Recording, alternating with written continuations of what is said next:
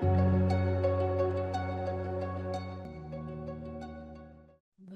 and welcome to Roar of Love.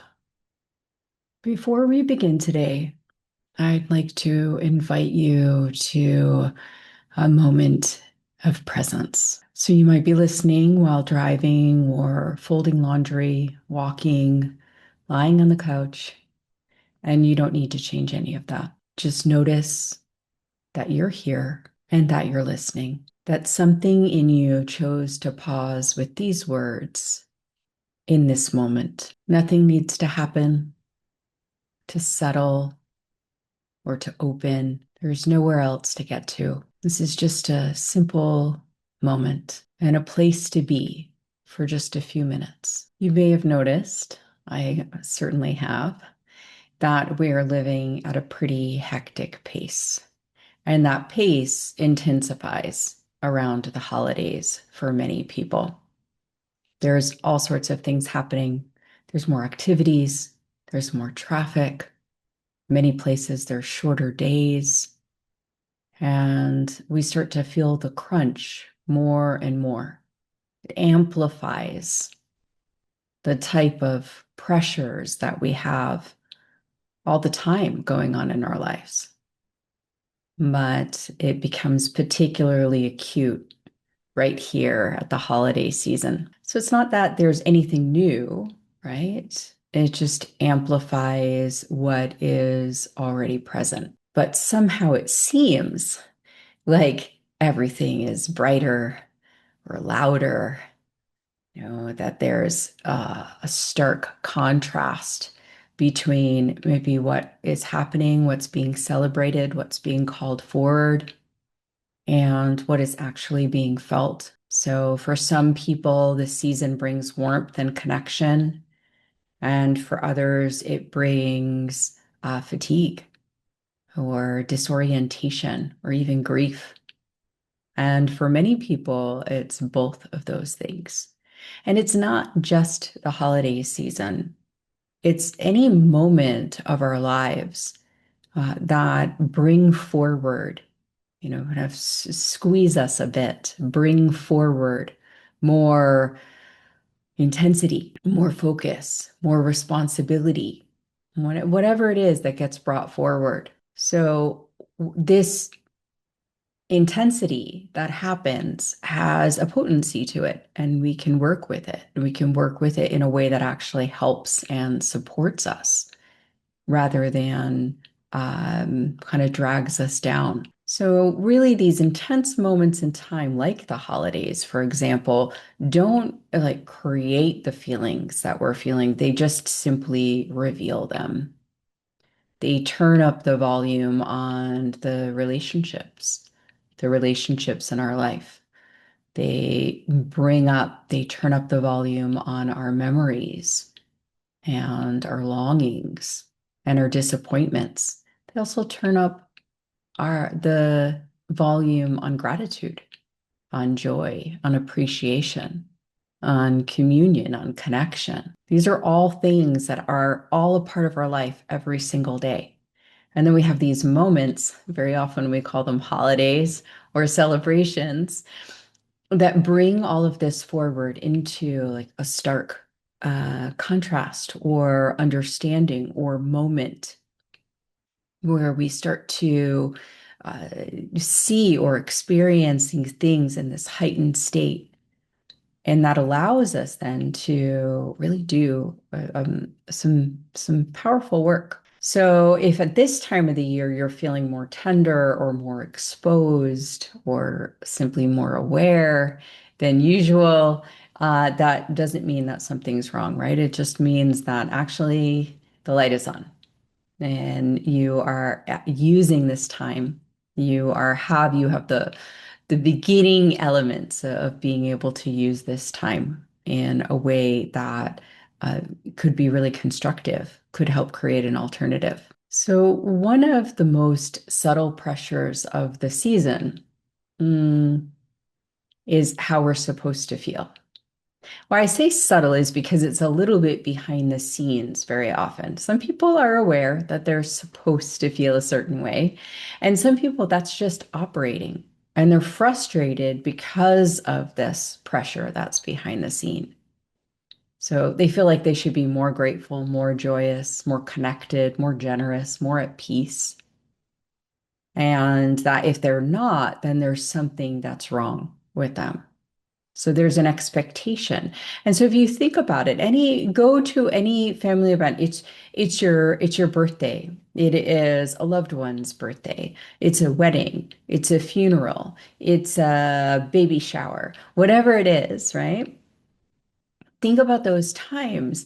And like in the mix, we often feel that we should be experiencing that in a certain way. So I should show up to this event and have these feelings that are connected to whatever it is. And when we don't feel that way, we often turn that into our being wrong in some way. And then we're out of sync. We're out of we're out of congruence with ourselves. And this creates a dissonance and it creates even more problems. So that's part of what we're talking about today about how to bring ourselves back into a greater alignment, into greater congruence, so that we can move through these situations in a way that really winds up producing a different type of result. So, the first thing we need to recognize is whatever expectations that we have in the mix, right? Because presence is measured by honesty. So, we need to be honest with ourselves about what's going on, about how we're feeling in a given moment, so that then we can become fully present to what is, so that then we have the ability to create from that point. So it is this presence isn't about performance, right? It's not about acting a certain way, feeling a certain way, keeping up the performance for other people so that they have a certain experience. I'm not saying you have to be rude or dissonant, but that performative nature creates that break. It creates that lack of congruence. So the presence is just our simply being there, our being there and being true to what is, true to what's there in the moment, whether it's a sensational moment or it's an average moment, doesn't really matter. So in a way, you don't need to like rise above the season, right? Like that would be a way to say it. And you don't really need to make meaning out of it. And you don't need to extract a lesson. So we're just going to explore being with what is rather than translating it in some way, just for a moment. There's a time and a place for everything. But this is like, just let it be what it is. Sometimes people have really hard things that come up around the holidays. There's some kind of sometimes families separate around this time where there can be a major event, there can be a death in the family, there can be illness, there can be all sorts of things that happen around a major time where you want everything to go right. And we need to be present with that, the reality of what it is that's happening. So sometimes that holding center is about letting go of the story of how the moment should be and allowing yourself to meet it how it actually is. And there's an authenticity that comes through in that. There's a truthfulness that comes through in that. And that doesn't mean it has to be overly dramatic or overly negative, or you have to just emphasize what is hard. You don't have to do that. You don't have to just emphasize what's good. You can actually be with it the way that it is as a starting point, as an initial starting point. So we all have a lot of scripts around how we're supposed to be in any given situation and can often feel shame when we don't meet those expectations. So we're learning how to create truthfulness, alignment, congruence, not how to manage or perform in a situation. And some of that happens, or some of the progress happens, the development happens when we stop self-correcting and we instead just allow ourselves to be with what it is. An example of this could be, right, gratitude. So gratitude's often held up as like like an emotional standard, especially around, the holiday time of year. So there's nothing wrong with gratitude. Gratitude is great. But gratitude that is forced is very different, right, than gratitude that is real. So real gratitude has weight and it doesn't try to correct or override or other feelings. So the difference is really that with gratitude, with a real sincere gratitude, we have reverence. And what's kind of written into a forced gratitude is obligation. So our reverence is the gratitude. When we bring this gratitude, reverence together, then basically we see what's present. We see the beauty, the loss, the effort, the love, the limitation. We don't necessarily need to reshape it. While the obligation is going to demand like a particular response, regardless of what it is that's happening. Right? So you can see we have two steps that are here about like kind of getting real about these important moments in time, like the holiday season.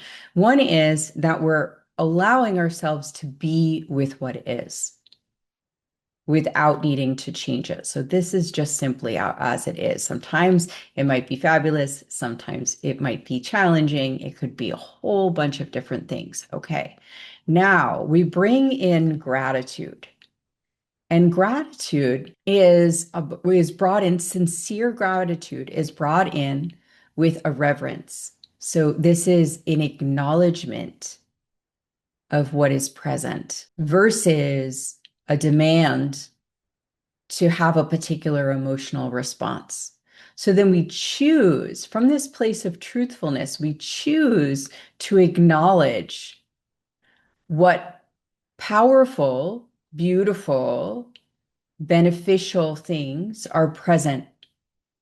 We choose to acknowledge the limitations of what's present, but from this place of reverence. So this gratitude can arise naturally from this place of acceptance. So first, we're with what is, and then we bring in this gratitude, this choice to attend to it in a certain way. And if that doesn't happen, we'll say naturally, if we're unable to make that choice, then we're honest about that, meaning we don't try to force that to be. Instead, there can be an honesty with what it is that's happening. Okay, well, that's not possible for I can't actually find something good in this situation. I'm challenged with that right now. Maybe I'll be able to in a few moments, maybe I'll be able to in a few years, but right now I'm not able to do that. And that does not mean that's a failure. That's not a failure of mine. That's just simply a limitation that I can grow beyond as I move forward, perhaps. But it's a limitation that I can accept in that moment. That's not a failure of spirituality because I'm grounded I'm congruent, and I'm showing up to this place of choice. So all of those things are starting to shape the situation in a different way. So sometimes that most honest form of gratitude is allowing yourself to be exactly where you are.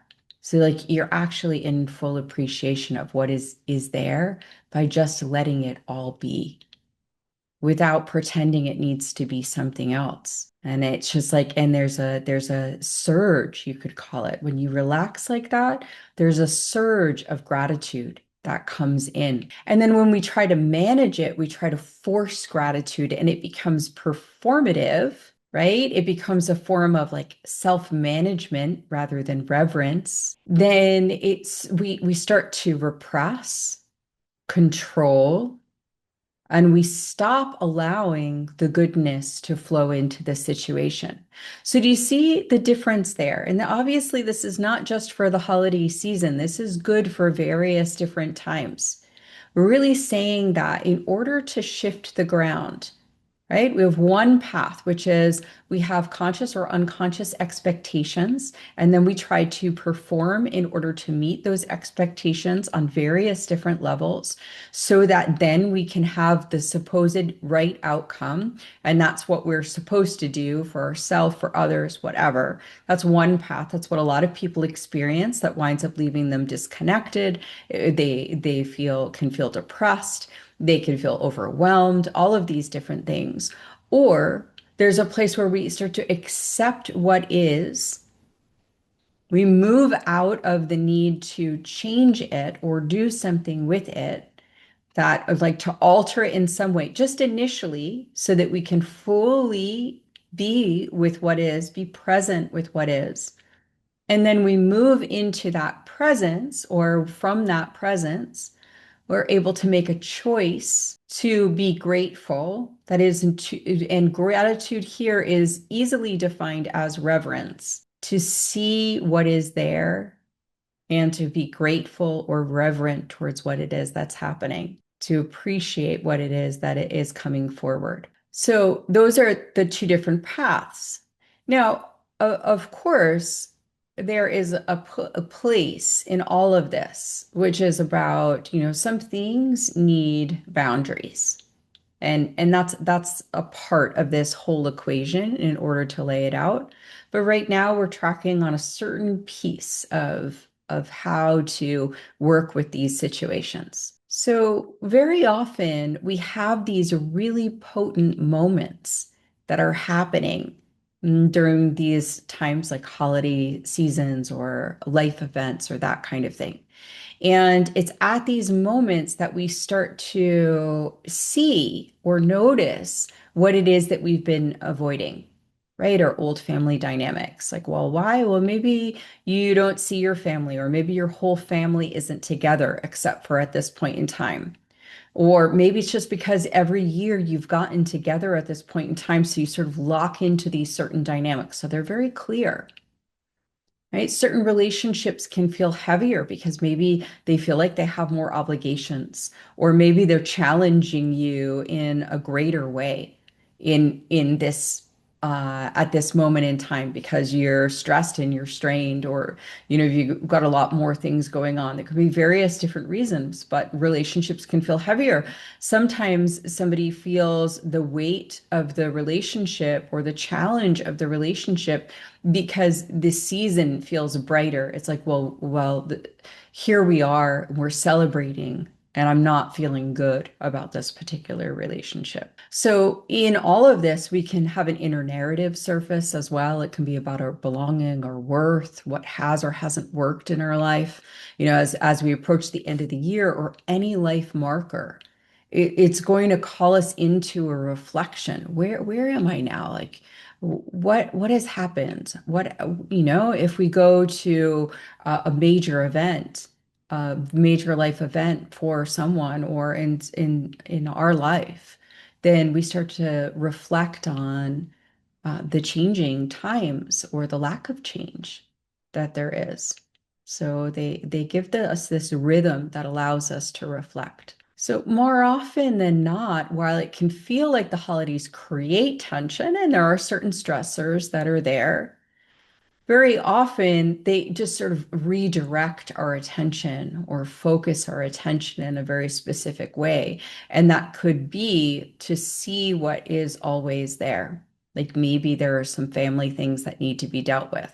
Maybe there's something in the interpersonal relations that need to be dealt with. So it's important not to judge what we see here, right? Or to try to do something immediately about it. Like it may not be the moment to fix that relationship, or to have an expectation that you're radically going to be able to change your behavior.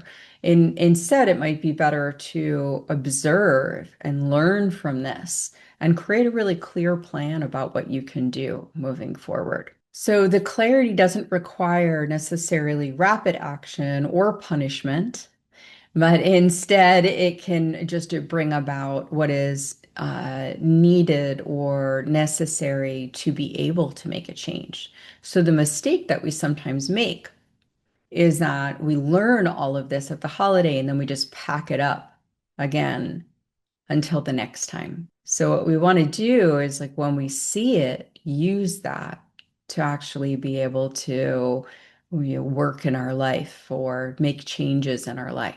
So we're differentiating between our awareness, which can be very heightened and useful, and immediate action, which may or may not be useful depending on the context. So we can learn from it and we can make smart decisions about how we would like to move forward. So during this time, many people can start to feel overwhelmed and like in these life events. So let's say like the holidays, something did or didn't happen in the holidays as a marker. Or sometimes if there's something like a wedding happens, that can be something that you look at and say, oh, I wanted that, or that didn't work out for me, or whatever it is. And so this is starting to point to where our hope might become fragile in the process of, these repeated events in the process of life. So we want to be able to develop a hope, thread of hope through our life that is strong. So for many people, hope has become kind of fragile. And it's been tied to outcomes that didn't arrive or to timelines that fell apart, to promises that were spoken or unspoken or didn't hold. But there is a form of hope that doesn't depend on things turning out a certain way. So it's less about expectations and more about steadiness. So it's not really the hope that says everything's going to be fine, it's all going to work out perfectly, but instead I can stay present with what is. It's a strength, a grounded strength. And this hope can mature through time. And sometimes it matures through disappointments. And in this process, it sheds fantasy and it can start to become grounded in trust. And this isn't the trust of circumstances or things working out necessarily the way that they want to, or we want them to, or people changing the way that we want them to. Um, but it's the trust in our capacity to remain honest in our relationship with life, right? So this kind of hope doesn't collapse when things are unclear. It's our hope that lives in our capacity to remain honest with the relationships of life. So you can see how that thread that I was talking about earlier, about how we can be with what is, and from that, make that choice of reverence and gratitude, and to see more of what it is that's there, and to be with that in a way that we don't push ourselves back into judgment or control. And instead, we can be honest with what it is that's happening along the way. And then that builds this very strong thread of hope within our lives, that we can trust ourselves, trust our capacity. So when we're focused on an outcome, this needs to happen, and then it's just like, I'm hoping this happens, and then it doesn't, right? I'm hoping this other thing happens. Oh, it doesn't. Or I kept hope alive for a while, but then I gave up, right? So this kind of outcome-based hope, it can break, right? Because after time we can say, well, that still hasn't happened, or it keeps not working out for me, or whatever it is. And that isn't as strong. But if we are focused on our a trust in our capacity and our willingness to be honest with life, then that builds an inner resiliency. So it's a bit of an inner orientation rather than a guarantee. It has to do with that alignment, that has that choice to be in reverence, to bring gratitude through reverence. And that inner orientation sort of lights up something inside of us. This is like a sustainable hope that it's like we know what it is that we're bringing. We know how it is that we're moving into each moment in time. And so it's much more grounded, it's steady, it's a mature form of hope. So we find that we can start to find that through this shifting in the way that we orient to the events. And moments like holidays are a wonderful time for us to be able to move that forward, bring that forward. Similarly, love is something that we can cultivate, right? So from this place of presence, where we attune to what is and we allow it to be and accept it, all sorts of things can blossom. Gratitude, hope, and love. And so with love, we can love in a way that isn't so much about maybe the illusion of love, right? Like needing people to be different, depending on perfection or certain types of agreements. It can, love can stay without projecting a future or a past. So it's not so much as like an intensity or an ideal.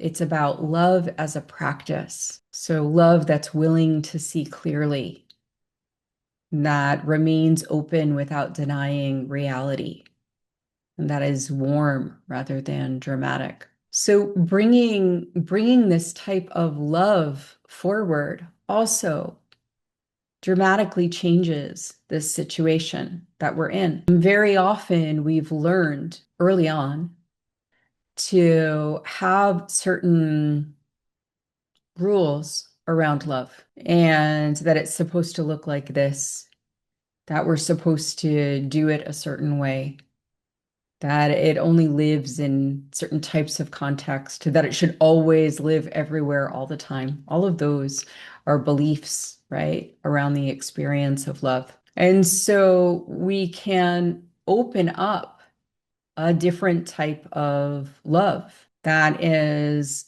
coexistent with truth and authenticity and alignment, that allows us to create more potential healing, opportunity, transformation, goodness in the moment. So we let go of the places where we have these projections, where we have these overlays, where we've like learned these opinions.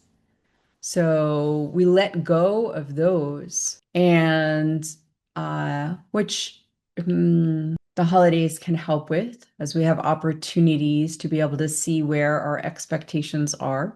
So we can let go of that and then welcome in a clearer love, one that is willing to be consistent, one that is a chosen act that we bring in. So we have these three pieces, right? These three pieces that are available once we come into the acceptance of the moment.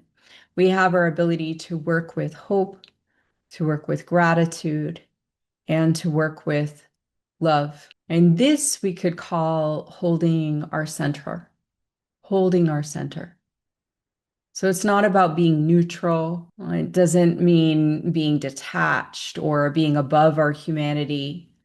It actually is staying in contact with yourself, with the moment, with what is actually here. It's allowing complexity without collapse, and warmth without illusion, truth without harshness, being present to what is. And from that acceptance and presence, opening up to new pathways of goodness, seeing the beauty, finding reverence for what is, allowing a deeper expression of hope, understanding that our being present and our capacity to be with what is opens the door for all potentials and to allow love to live inside of ourselves, not the love that is attached to a certain behavior or outcome, but the true love, the deep and abiding love that is available to us all. And this is a reframe,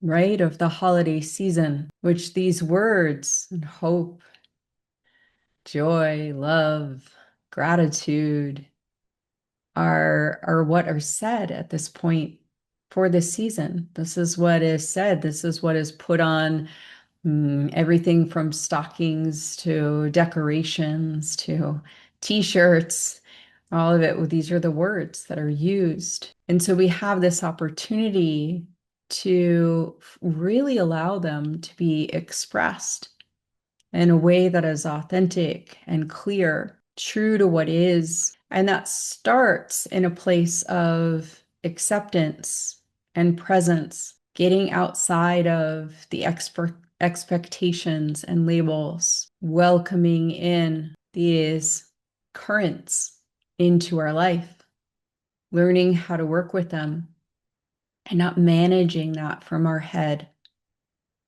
full of expectations, labels, and ways of making ourselves wrong or somebody else wrong. When we're doing that, we're simply living inside of the moment, and we are more with honesty than with performance. And this is a type of devotion. And this is something that when we pause and we allow this space to happen, there is a natural unfurling of this grace. Going to answer a few questions. Can gratitude coexist with anger, grief, or resentment? Yes, absolutely. In fact, many times it does. That's part of the purpose of this episode, is to move us away from the place of thinking that if we're having some kind of a negative, what we call a negative emotion, that this negative emotion means that we've sort of gone off the rails, that we're not doing our spiritual duty or whatever it is, that however we might label that. And instead recognizing that all of these things can be present, very much so. We can have anger or grief and resentment and all of them and be very grateful at the same time. So it's allowing ourselves to be with what is, be real with what is, and then to choose. And in that choosing of gratitude, it's not gratitude that rewrites those emotions and overrides those emotions. That's like a form of um, repression. It's gratitude that actually comes in, and in a way it transforms those emotions, although it might not relieve them entirely. But the gratitude adds another layer, it adds a different perspective. It's a different orientation to what it is that's going on. We understand that. We can be thankful, we can be grateful in many different ways about even difficult situations. And there are ways that are authentic to you and real to you, so that you can honor and acknowledge what it is that's going on and also still have gratitude. So sometimes it can take a while before we find what that meeting place is between our gratitude and our difficult emotions. But it's a very powerful thing when we find that. It starts to strengthen that ability to hold hope and to hold love. This is a good one. What if clearer love means more distance, not more closeness? It's a very real question, and So if clearer love means more distance. So sometimes when we open our capacity to love, what we become aware of is how kind of much space or distance there is in a particular relationship. And so, not all expansions into love create what we might call intimacy. It doesn't mean we're not losing love there, but we are in the holding of this expanded love. We might find that there is a space or that there is an acceptance about who a person is or how close we can actually be to them. And so, in this place of holding this great love, we're actually aware of the distance that is there. Sometimes with family members, for example, you might find that if you hold this place of expanded love in your heart, you might see their inability to be in relationship with you in a way that would be more compatible or balanced or feel closer or more intimate. So sometimes that is the case, but that distance that's there is telling of the circumstance of the relationship,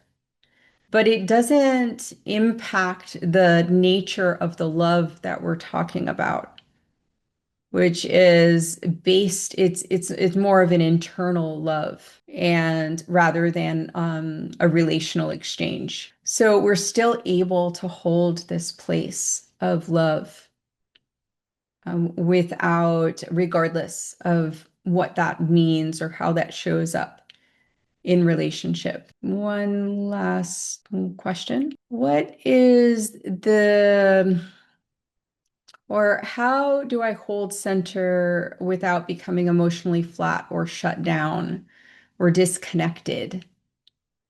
Okay, so this is a good question because very often when we start to talk about how to create more clarity inside of ourselves, we move down this road of repression. And we're either in emotional repression or we're in emotional upheaval. And so it's like, oh, if I'm honest, then I'm having all these raw emotions. Or if I'm being more, I'm holding more my center, then I'm kind of that would be more flat. There's ways that we work with that are less helpful. When we're holding center, we're being present to what is, but then we're choosing what it is that we want to create. That's not a place of shutdown. That's a very open, creative, expansive, and dynamic place. It may feel still, it may feel peaceful, but it still has this potential to move. And so that is very different than when we are like, I am going to stay in control and I'm not going to get upset about this situation and I'm going to make sure that everything like that I've got it handled and that I act like a spiritual person, right? That's the shutdown place. So the premise of all of this is to really say, okay, let's first start by removing those expectations and the ideas of about how we need to act. Not so that we can become socially dissonant, but so that we don't have that overlay and we can then settle into being more present with what is.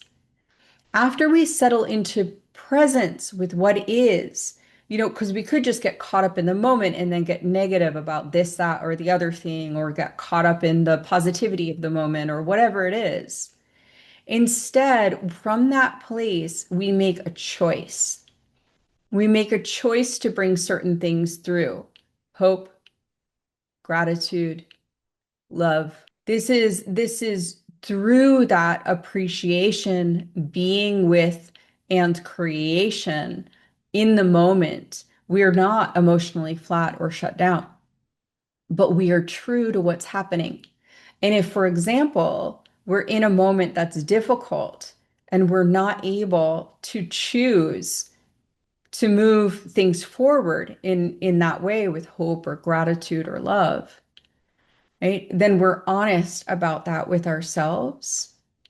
We allow that moment to be just as it is. That just moment is just what it is. And then we can wait for the next moment and we can see what we can or want to do with that. And so that way we are true to ourselves. So very often there's an expectation, like if you're doing something, then you're doing something all the time.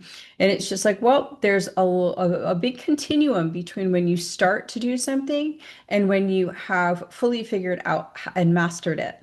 So in that middle time, you may have times where you're able to do something and times when you're not able to do something. And so if you're honest with yourself about that process and you continually keep choosing in the direction of what serves and creates better things for you in that moment, you keep going in the right direction. You get stronger and stronger and more emotionally clear. And that emotional clarity, mental clarity, all clarity does not at all feel like being shut down. So it's a big key inside of this is to understand why those pieces go together and how to work with them so that we are actually not just managing this with some fancy words, but instead starting to shift it so that there is really true openness and there's the ability to move into the creation or the transmutation or the redirection in a new way. It's a really good question. Just closing now. Take a few moments. Take away that urgency or that pressure. Keep settling, keep shifting to allow what is to be present in this moment. May you move through this season with as much gentleness as you need. May you trust what remains when the illusions fall away. May you know that holding the center quietly and perfectly is enough. May you welcome your whole self into each moment, and may you find new and powerful forms of expression in each moment that you encounter. I hope you are refueled, refocused, a bit more present, and able to move into this time of focus and extended clarity and access to what is good in a way that is powerful and supportive. Your close of the year, your close of this time, and whatever you're opening to next. Thank you for joining. I look forward to seeing you next time on Roar of Love. Thank you for listening to the Roar of Love podcast. If today's episode spoke to you, visit Sacred Lights at sacredlights.com. Guidance on your journey. Until next time, stay open, stay true, and keep answering love's call.